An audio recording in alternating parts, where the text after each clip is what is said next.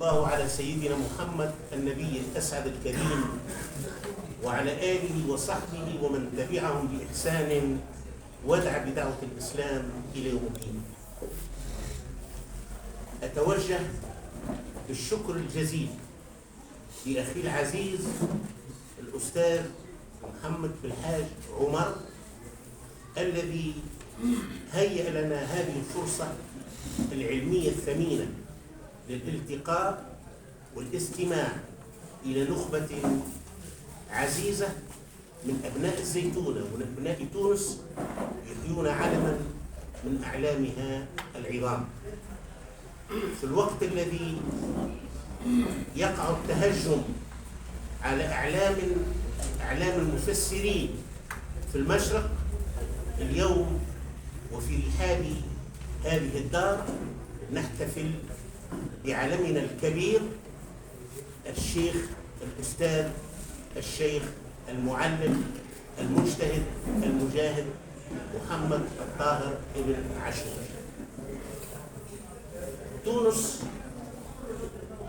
في الخارج تذكر بالزيتونة، كلما عرفوك أنك تونسي إلا وذكروا لك الزيتونة، وكلما ذكرت الزيتونة إلا ودعيت معها تونس، وكلما ذكرت تونس دعيت إليها الزيتونة. حتى إذا ما اشتهر الشيخ الطاهر بن عاشور وخاصة تفسيره ومعلمته الرائعة التحرير والتنوير، أصبحت تونس أيضا تختلط وتجتمع وتذكر مع الشيخ الطاهر ابن عاشور، وأصبح لنا مفخرة من مفاخر العلماء ومفخرة من مفاخر الزيتونة. الشيخ الطاهر ولد قبل الاستعمار بسنتين تقريبا 1879،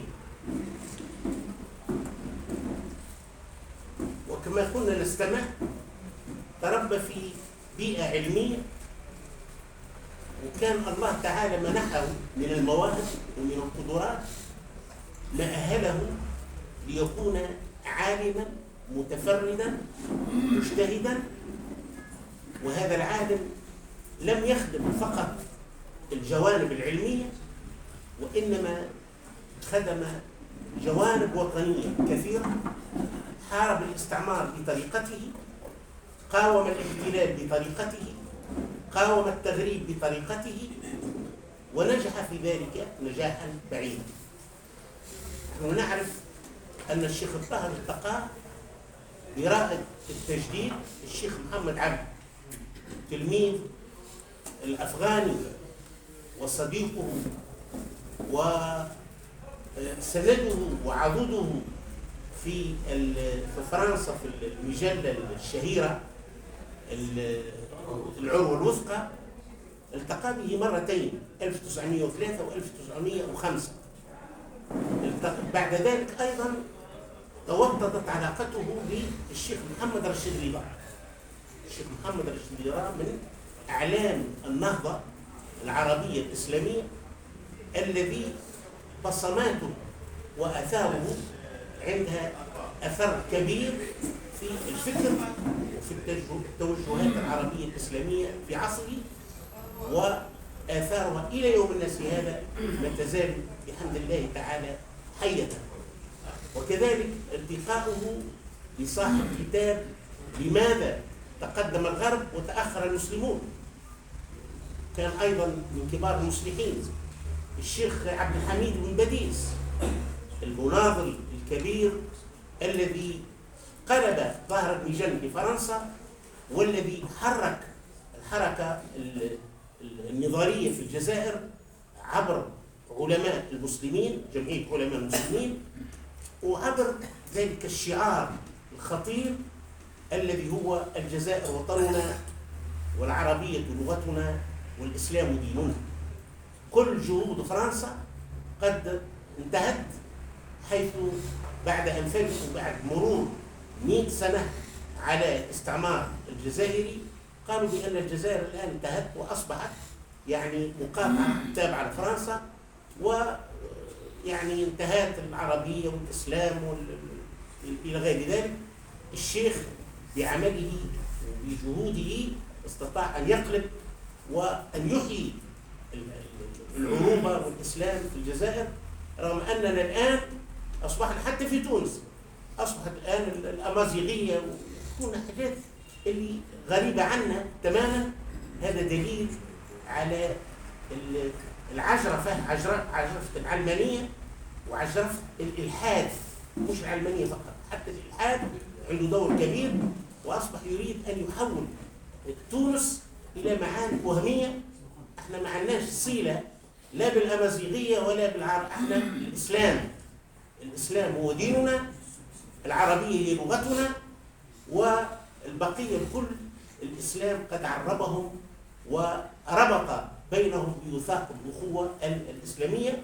لهذا المولدات اليوم بالأمازيغية والكونغرس الأمازيغي هذه يلزم مقاومتها، لأنه عمل استعماري شنيع مفضوح، وهذا لا ينبغي أن ينجح في قلعة العروبة والإسلام تونس، التي هي مصدر من مصادر العلم والمعرفة الصحيحة في عالمنا العربي والإسلامي. فأجدد الشكر لأخينا وأستاذنا الكبير الشيخ محمد بن حاج عمر الذي هيأ لنا هذه الفرصة، وبجهوده حقيقة جهوده ما يقومش بها شاب في العشرين، معناها يناضل نضال كبير لخدمة هذه المؤسسة ولخدمة الزيتونة ولإعادة وللتذكير بإشعاعها وأثارها في هذه الأمة، وخاصة في هذا الشعب التونسي الذي حافظ على عروبته وعلى لغته، بالفضل في ذلك لله تعالى، ثم لهذا المعهد العتيق وهو جامع الزيتونة المعروف. في هذه الجلسة المباركة سوف نستمع إلى الإخوة الأعزاء الدكتور سالم الأطرش، وسنبدأ به لأنه يعني عنده مشاغل ومهمات، ثم الأستاذ الدكتور محمد صابر الثابت، الدكتور عبد الله حامد، ثم الدكتور عبد الوهاب الخليفي. سوف نستمع إلى كلماتهم التي ستضيف إلى علمنا علما، وإلى مخزوننا مخزونا حول العلامة الأستاذ الشيخ محمد الطاهر ابن عاشور. ونبدأ بفضيلة الدكتور سالم الأطرش ليحدثنا عن هذا الشيخ الفاضل، فليتفضل مشكور.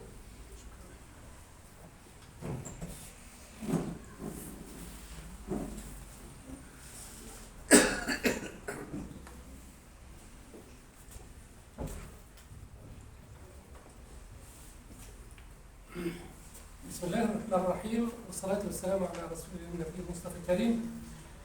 تحية لكل الأخوة الحاضرين من أحباء الزيتونة وقدمائها، والشكر لا حدود له للأستاذ محمد الذي جمعنا في هذه المناسبة، وهو رجل يعمل بجد كما أشار أستاذنا من قبل وقال هو بجهد شاب العشرين، وأنا أعرفه ربما أكثر من غيري، والحال أننا ننشر له في مؤسستنا مجمع الأطرش للكتاب المختص مجلته الشهيرة التي يسعى حتى على مستوى السعر أن نحافظ على سعر الخمسينات تقريبا، على أمل أن توجد عند أغلب فئات المجتمع التونسي.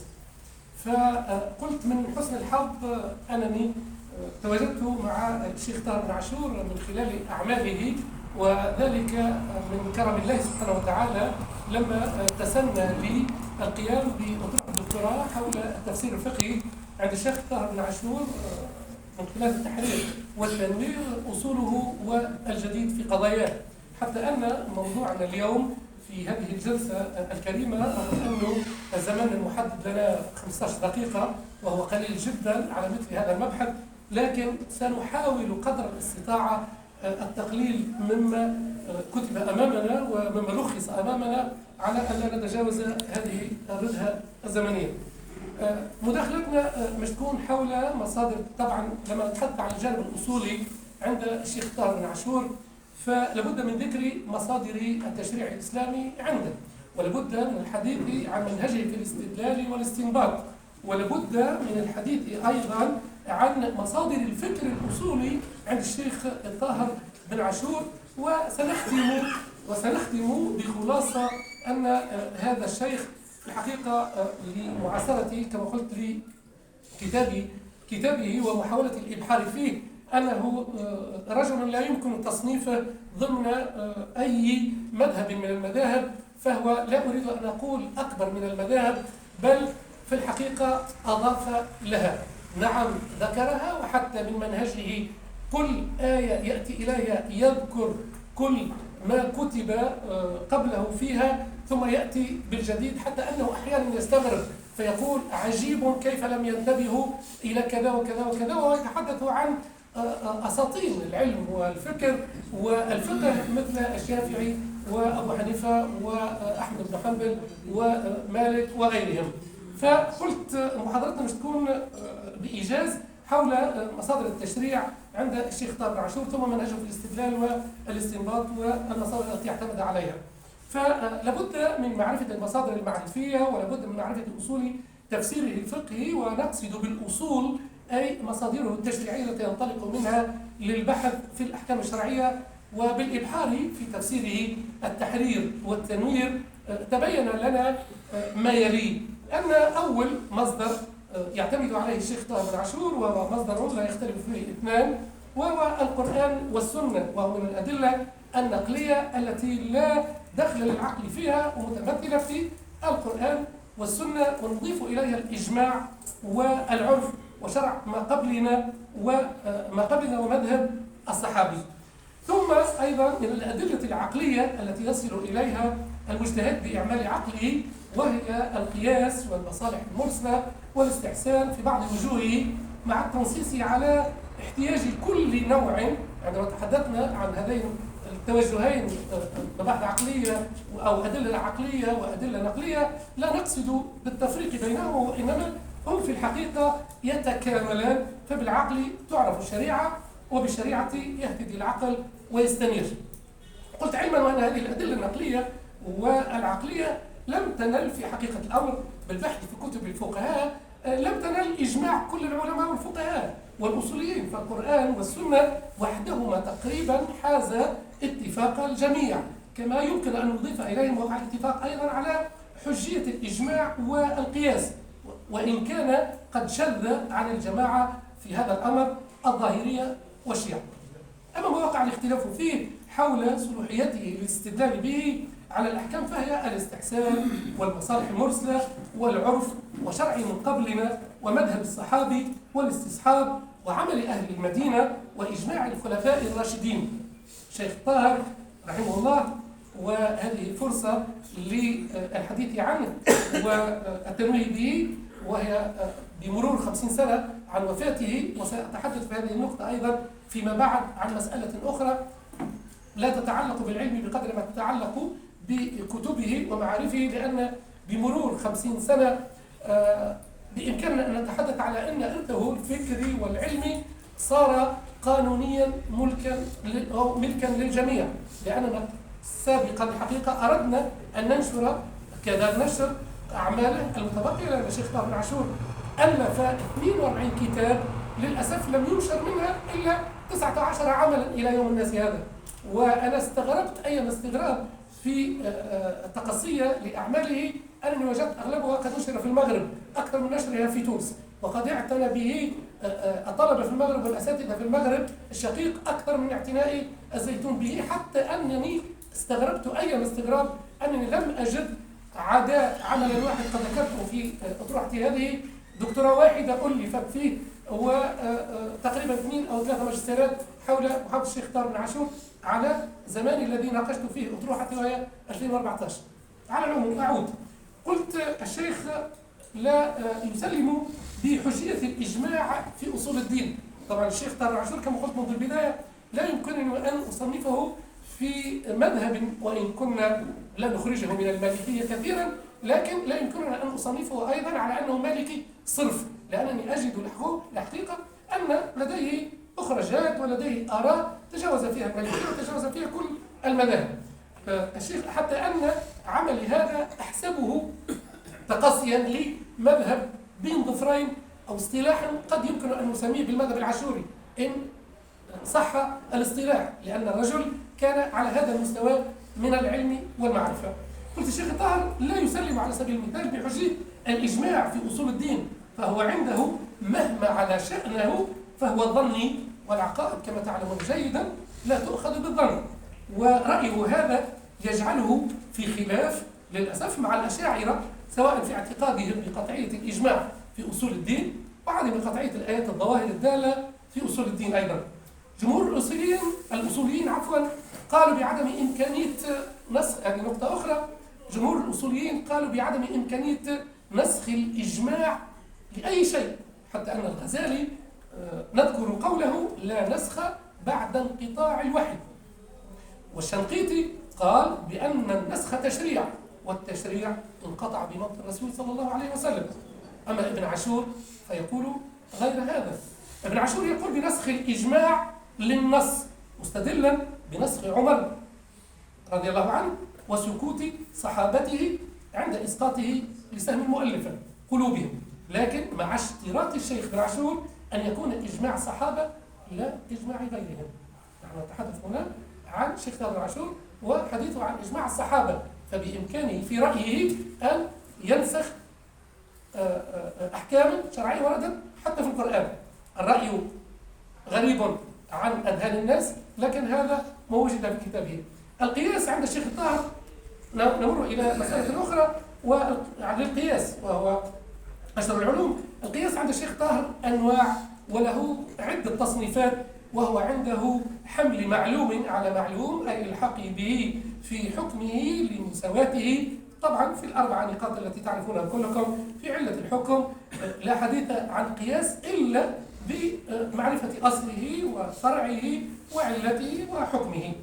فالحديث هنا الحقيقة يطول في كتاب الشيخ طاهر بن عاشور أو في آثار الشيخ طاهر بن عاشور، يتحدث كثيرا عن القياس من حيث ظهور العلة وخفائها، فيتحدث هناك عن قياس العلة، قياس الدلالة تصححه المالكية، قياس الدلالة هذا تصححه المالكية والشافعية والحنابلة وجمهور الأصوليين، وتبطله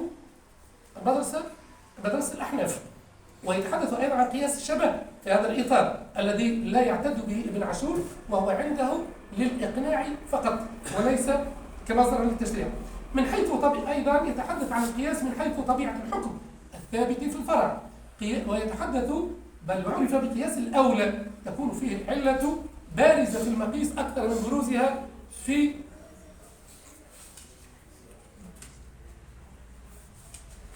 الأصل. وثانيا يتحدث عن قياس المساواة، وقد اعتمده كثيرا في حمله المطلق على المقيد. ويتحدث أيضا عن قياس الأذون، تكون فيه العلة غير ظاهرة في الفرع أو أخفى منها في الأصل. يتحدث أيضا ثالثا من حيث ثبوت مثلا أو نقيض حكم الأصل في الفرع، يتحدث عن قياس العكس الذي اعتمده الأحناف واختلف فيه الشافعية والمالكية، ونصح ابن عاشور بعدم اللجوء إليه إلا في كفاح المناظرة. ثانيا أيضا يتحدث عن القياس المطوي الذي انفرد به ابن عاشور، وقلت منذ البداية بأن ابن عاشور حقيقة قد خرج عن الجماعة في كثير من الآراء، حتى أنني ارتأيت أن يسمى بالمذهب العاشوري. في حديثه عن الأدلة المختلف فيها، أو ما سماها الإمام الغزالي في المستصفى بالأدلة الموهومة، نجد له آراء أيضا مختلفة جدا. وللأمانة لدينا أيضا تعليق حول بعض آرائه، قد لا نكون في مستوى أن نعلق على آراء الشيخ طاهر بن عاشور، لكن نحاول أن نلامس جانبا نقديا في الموضوع. فمن الأدلة بين ظفرين ما يسميها بالغزالي في المستصفى بالأدلة الموهومة، أو يسميها للغير بما ظن بأنه دليل وليس بدليل. مثلا شرع من قبلنا، أي كل ما نقل إلينا من أحكام الشرعية في أديان الأنبياء والسابقين، وقد اختلفت حول هذا الموضوع آراء الأصوليين، فقال بالعمل به المالكية والأحناف والحنابلة وبعض الشافعية، على عكس الأشاعرة والمعتزلة والآمدي والغزالي والظاهرية وأكثر الشافعية أورد ابن عاشور كل آراءهم وحججهم، ثم قال بالعمل به بشروط 7 أهمها أن يكون منصوص عليهم في القرآن وليس مأخوذا من التوراة أو الإنجيل، وأن لا يلتجأ إليه أو أن لا يلتجأ إليه إلا عند الفراغ التشريعي. أيضا مذهب الصحابي الشيخ طاهر بن عاشور خالف فيه رأي مذهبه المالكي ورفض العمل به، وقال صراحة مذهب الصحابي لا يقوم حجة على غيره. هذا وفي رأيي البسيط جدا أرى أن الشيخ طاهر بن عاشور في هذا الباب قد أصاب. غير هذا في رأي منطقي جدا لعدم عصمة الصحابة، لأن الآخرون يرون أيضا في آراء الصحابة مصدرا للتشريع. بالنسبة للشيخ طاهر بن عاشور يقول الرأي الصحابي لا يقوم حجة على غيره، وهذا كما قلت في رأيي صحيح. بالنسبة لسد ذرائع هذا أيضا مشكل كبير جدا، وهي في اللغة وسيلة تؤدي إلى شيء آخر وتكون له سبب، وعبر عنها الأصوليون بكل ما كان ظاهر الإباحة ويمكن أن يتوصل به إلى محظور. ابن عاشور على مذهبه المالكي عاد من هنا أيضا من جديد إلى مذهبه المالكي، وقال بالعمل به وإن كان إفضاؤه إلى الفساد ضعيفا. الحقيقة رأيي البسيط جدا أقول هذا أمر خطير في رأيي وتعطيل لشرع الله بدعوى الخوف من الوقوع في محظور حسب حساباتنا العقلية القصيرة. والعقل في رأيي البسيط جاء لفهم النص واستنباط الحكم منه، وليس لوضع أحكام مخالفة تقديرا لمصلحة أو مفسدة قد تحصل وقد لا تحصل. الحقيقة هذا باب أشرت إليه كثيرا وتحدثت فيه كثيرا في الأطروحة، لأنه استعمل في السياسة كثيرا خاصة في السياسة الشرعية، فكل شيء نقول به يقولون سدا للذريعة حتى لا تحصل نتيجته كذا. لماذا قبلت بهذا الأمر رغم أنه يخالف الشرع؟ حتى لا نقع في محظور كذا. المحظور يعلمه الله سبحانه وتعالى، والغيب يعلمه على حد تقدير البسيط. المحظور يعلمه الله سبحانه وتعالى، ومصلحة الأمة يعلمها الله سبحانه وتعالى أكثر مما يعلمها أفراد الأمة. ولذلك اعتماد الشيخ طاهر بن عاشور على هذا الباب كثيرا، واعتماد خاصة المدرسة التونسية التي تتحدث عن المقاصد، لأنها تعتمد كثيرا على باب سد الذريعة وخاصة في السياسة الشرعية، أرى من مكاني البسيط بدرجة القصوى أن فيه مغالاة. نتحدث عن الاستصحاب، وهو الحكم على الشيء بما كان ثابتا له أو منفيا عنه لعدم قيام الدليل على خلافه، وهذا دليل معتبر عند جماعة من علماء المالكية والشافعية. أما ابن عاشور فيقول إن وجد فعل لم يدل عليه دليل من نص أو قياس أو استدلال صحيح، فالصحيح عنده أن أصل المضار التحريم وأصل المنافع الحل. هذه تقريبا الفلسفة التشريعية عند الشيخ طاهر بن عاشور، وخاصة في جانب المقاصد فتقريبا يعتمد على هذه القاعدة كثيرا. فأصل المضار التحريم أي كل ما هو مضر حرام، وكل ما هو فيه منفعة حلال، وهذا أيضا الحقيقة فيه كثيرا مما يقال، لأن المنفعة والمضرة تقديرنا صغير جدا وعقولنا صغيرة جدا في التقدير، وبالتالي ما يعلمه الله سبحانه وتعالى لا يقارن بما نعلمه وبما نقدره. هذا رأيي البسيط جدا. العرف، وهنا مشكل كبير جدا، وهو ما اعتاده أكثر الناس من فعل وتلقوه بالقبول، وقد اعتبره الجمهور دليلا شرعيا بشروط أن يكون مضطردا أي متكررا، وأن لا يعطل نصا شرعيا، مستندين في ذلك على قوله تعالى وعلى المولود له رزقهن وكسوتهن بالمعروف. وبنى عليه الأصوليون قواعد شرعية كثيرة كالعادة محكمة والحقيقة تترك بدلالة العادة.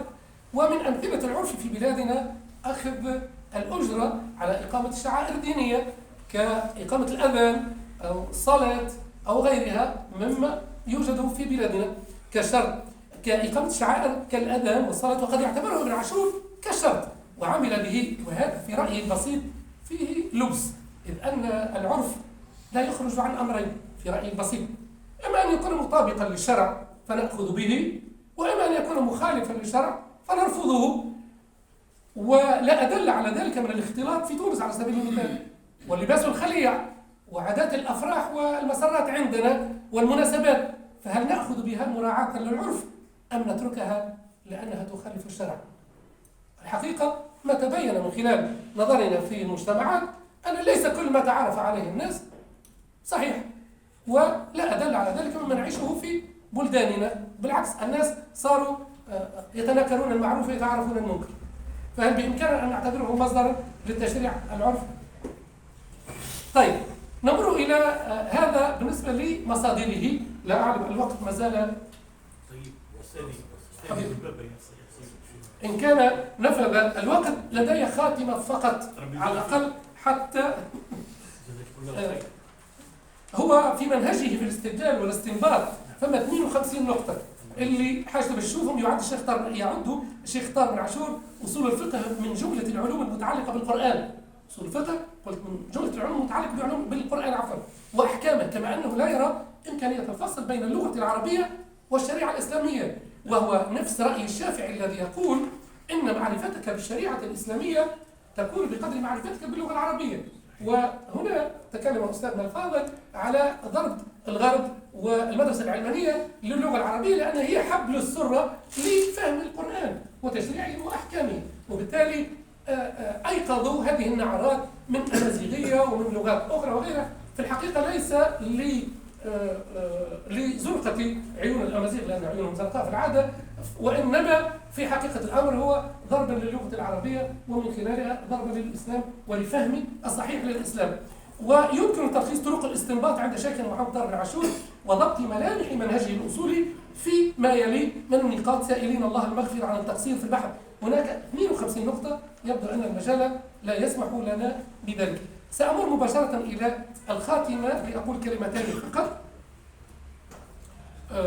وقد أشرت في الحقيقة، قلت بعد نظرنا في أعماله وخاصة في التحرير والتنوير تبين أن الشيخ محمد طارق بن عاشور لا يمكن حصره في مذهب واحد معين، فهو مع الدليل الذي يستأنس بقوته، فرأيناه حينا مع الأحناف وأتباعهم كما حصل في مسألة مجهول الحال، وأحيانا مع أبي حامد الغزالي والرازي، وحينا آخر مع الظاهرية ومشايخ الحنابلة وبعض المعتزلة، كما حصل في مسألة النسخ بالإجماع، ومع المالكية في عدة أحيان مما جعل الدارسين يصنفونه معها.